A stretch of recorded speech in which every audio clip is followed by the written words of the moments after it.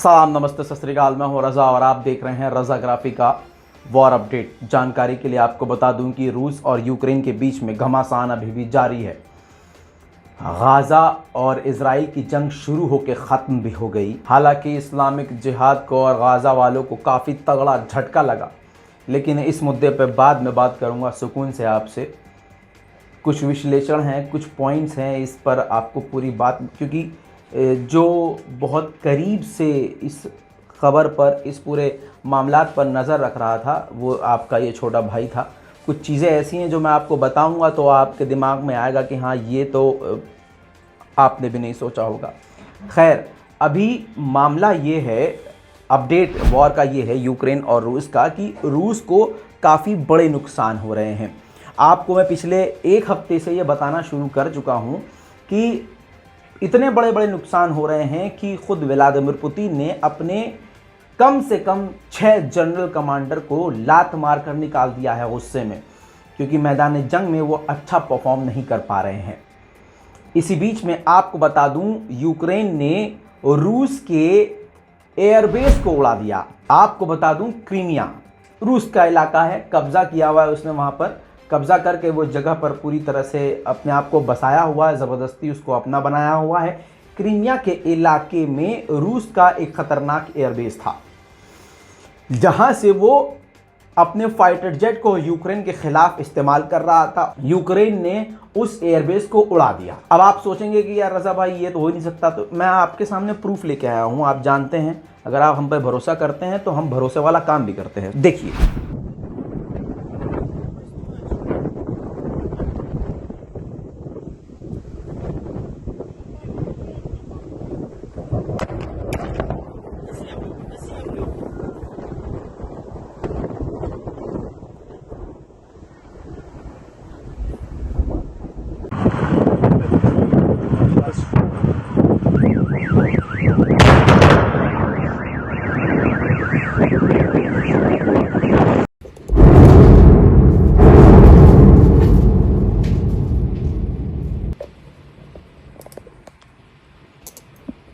Поближе сделаю.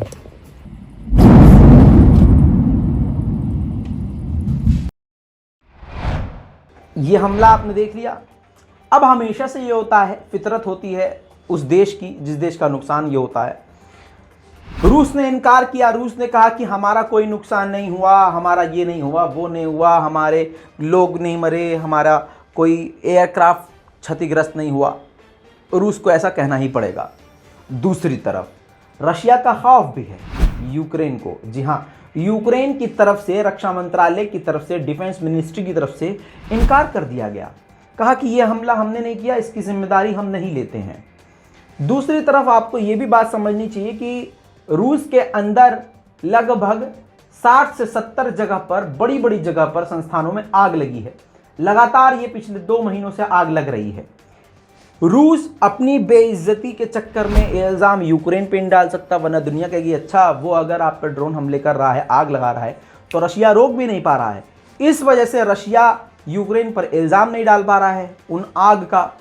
और यूक्रेन के मज़े बल्ले बल्ले भाई, यूक्रेन कह ही नहीं रहा है। यूक्रेन कह रहा है भाई हमें क्या पता, हम तो यहाँ उलझे हुए हैं भाई, वहाँ हम कैसे आए। तो मामला बहुत पेचीदा हो गया है। आपको बहुत गहराई से इस बात को समझना पड़ेगा। स्वीडन और फिनलैंड नाटो में शामिल हो चुके हैं। अब बाइडेन ने बड़ी बात कही है। बाइडेन ने कहा है कि इन दोनों देशों के नाटो में शामिल होने से नाटो और भी मजबूत हो जाएगा। कैसे, वो हमें नहीं पता, लेकिन 75 साल के बुजुर्ग ने यह बात कह दी है। अब इसके अलावा एक बार फिर से यूक्रेन को $1 बिलियन के हथियार यूक्रेन को दोबारा से दे रहा है, जिसमें main long range missile system है जो कि यूक्रेन को देगा। इसके अलावा तोप है, रॉकेट है, ड्रोन है, हजारों सैकड़ों चीजें हैं, लेकिन लॉन्ग रेंज जो मिसाइल सिस्टम है वो घातक हो सकती हैं रूस के लिए। अब आपको बता दूं कि रूस के न्यूक्लियर सिस्टम की, न्यूक्लियर प्लांट की जांच करने के लिए एक अमेरिकी संस्था आया करती थी, इंटरनेशनल लॉ है, ताकि ये पता कर सकें कि रूस कुछ घातक चीज़ तो नहीं कर रहा है। ये हर साल जांच हुआ करती थी। इस साल अमेरिका की उस टीम को रूस ने सस्पेंड कर दिया है और रूस आने से मना कर दिया है, रोक दिया है। वहीं आपको बता दूं, बड़ी खबर यह आ रही है कि न्यूक्लियर प्लांट पर यूक्रेन के जो कब्जा किया है, उस न्यूक्लियर प्लांट को क्रीमिया से अटैच करने वाला है, क्रीमिया के बिल्कुल करीब, मतलब समझ लीजिए कनेक्टिविटी उसकी कर देगा। और उसके बाद यूक्रेन के अंदर का जो न्यूक्लियर प्लांट है वो पूरी तरह से रशिया के हाथ में चला जाएगा, रशिया वहां से कंट्रोल करेगा। वहीं आपको बता दूं कि देर रात कल खतरनाक हमला रूस ने डेनिप्रोपेट्रोव्स्क के इलाके पर किया, जिसमें 20 से ज्यादा बिल्डिंग तबाह हो गई और 13 आम नागरिक मारे गए। अपने देश को यूक्रेन अभी पूरी तरह से आजाद नहीं करवा पा रहा है, उल्टा ज़ेलेंस्की ने बड़ा बयान दे दिया। ज़ेलेंस्की ने कहा कि क्रीमिया जो कि रूस के कब्जे में है पूरी तरह से और बहुत पहले से, उस क्रीमिया को जब तक हम आजाद नहीं करा लेंगे जंग नहीं रुकेगी। यानी यूक्रेन को बैकएंड से काफी तगड़ा सपोर्ट कई देशों की तरफ से मिल रहा है, इसीलिए तो अपने इलाके को छोड़कर जो पहले से दूसरे के कब्जे में है उसको आज़ाद कराने की बात कर रहा है। इसका मतलब जंग काफ़ी लंबी चलेगी। इसके अलावा आपको बता दूं कि यूक्रेन ने ही अपने यूक्रेन के ही 2 नागरिकों को पकड़ा है जो रूस की इंटेलिजेंस की मदद कर रहे थे, जिनका प्लान था यूक्रेन के डिफेंस मिनिस्टर और एक सीनियर अधिकारी को मारने का, और ये पूरी तरह से रूस की मदद कर रहे थे। अब मुसलमानों के लिए एक तगड़ा झटका ये है, खासकर उन लोगों के लिए जो रशिया के सपोर्ट में हैं। इस तस्वीर को देखिए, ये जो आर्म व्हीकल्स हैं ये तुर्किश आर्म व्हीकल्स हैं। 50 तुर्किश आर्म व्हीकल्स पहुंचे हैं यूक्रेन की मदद के लिए। दोस्तों, आपने वीडियो का टाइटल देखा जिसमें मैंने बताया कि रूस ने इनकार किया कि उसका एयरबेस नहीं उड़ाया गया है, ज़्यादा नुकसान उसका नहीं हुआ है। वहीं यूक्रेन ने भी हाथ ऊपर उठा लिए हैं, लेकिन हमारी टीम ने वो तस्वीर हासिल कर ली है जिसमें रूस के क्रीमिया के उस एयरबेस की तबाही रिकॉर्ड है। ये देखिए, ये क्रीमिया के अंदर जो रूस का एयरबेस है उसकी तबाही के मंजर है। इससे देखिए दोस्तों, 2 चीज़ें क्लियर होती हैं। पहला ये कि रूस का बड़ा नुकसान हुआ है जिसको रशिया छुपा रहा है, यूक्रेन ने बड़ा कांड कर दिया है। दूसरी बात ये कि रजाग्राफी आपको हमेशा सच दिखाता है। अब दोस्तों, जो रजाग्राफी ने आपके सामने सबूत पेश किया वीडियो में, उसमें आपने देख लिया कि एयरक्राफ्ट भी क्रैश हुए हैं, गाड़ियां भी बर्बाद हुई हैं। रूस छुपा रहा है। रूस का नुकसान तो हो रहा है लेकिन छुपा रहा है, लेकिन जवाबी कार्रवाई वो गुस्से में कर रहा है, उसका एग्रेशन बता रहा है कि रूस का नुकसान है। डोनेट्स्क के इलाके में इस तस्वीर को देख लीजिए, डोनेट्स्क के इलाके में रूस ने बड़ा हमला किया है जिसके बाद ये खतरनाक आग लग गई है। अब इसके जवाबी कार्रवाई में यूक्रेन पीछे नहीं है। आपकी स्क्रीन पर ये देखिए एक्सक्लूसिव तस्वीर, यूक्रेन रॉकेट लॉन्चर से रूस को जवाब दे रहा है। दोस्तों, दूसरी तरफ रूस के ऊपर जो भारी पड़ रहे हैं वो तुर्की के ड्रोन बैरक्टर TB2 ड्रोन भारी पड़ रहे हैं। आपकी स्क्रीन पर ये एक्सक्लूसिव तस्वीर मिली है, जिसके साथ आपको एक बड़ी जानकारी दे दूं, यूक्रेन की तरफ से तुर्की की कंपनी को जो बैरक्टर TB2 ड्रोन बनाती है बड़ा ऑर्डर मिला है। यानी कई सारे तुर्किश ड्रोन की डिमांड यूक्रेन में है। इसके अलावा 503rd यानी 503 नंबर की जो सेपरेट जो बटालियन है यूक्रेन की, जो अपने दम पर लड़ रही है यूक्रेन की तरफ से, उसने रूस की कई सारी पोस्ट को ड्रोन के जरिए तबाह किया है। देखिए,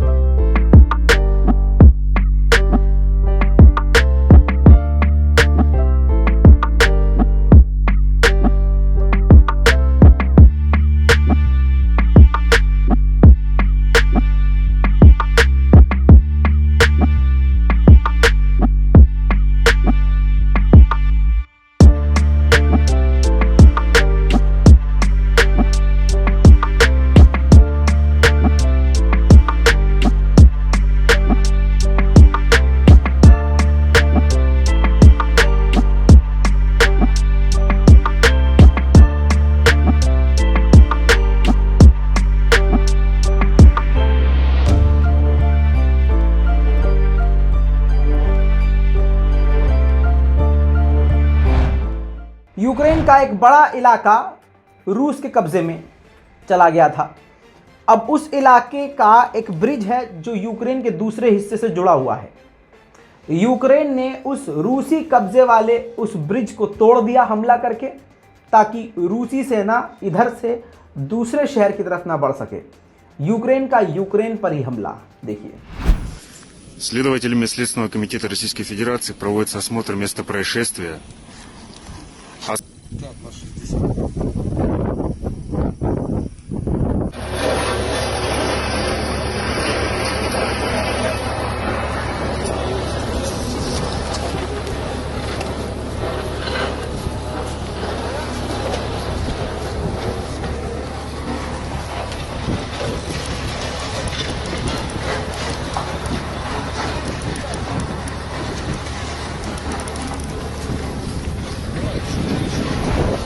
हालात काफ़ी ख़राब हैं। यूक्रेन बड़ा नुकसान, देखिए बहुत आसान ज़बान में आपको सच्चाई बता रहा हूं और आपको एक्सेप्ट करना होगा इस बात को कि सच नहीं बदलने वाला। सच ये है, सिंपल भाषा में समझिए, आसान ज़बान में, यूक्रेन रूस पर भारी पड़ रहा है। अब आपको इसको एक्सेप्ट करना पड़ेगा, चाहे आप करें तब भी ये सच्चाई नहीं बदलेगी, नहीं एक्सेप्ट करेंगे तब भी ये सच्चाई नहीं बदलेगी। सिंपल तरीका, जो नॉर्मल ड्रोन होता है आम सामान इधर से उधर रखने वाला, उस ड्रोन के ज़रिए यूक्रेन बम पकड़ रहा है, उस ड्रोन के ज़रिए, और रूस के टैंकों के ऊपर आराम से आकर गिरा रहा है। बड़ा नुकसान हो रहा है रूस का, देखिए।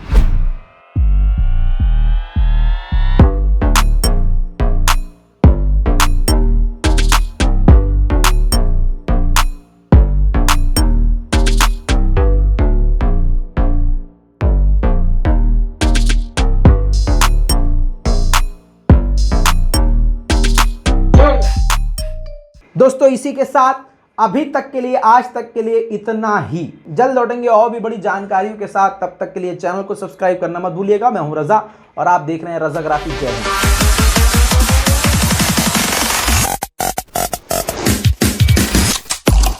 तेरा बाप आया।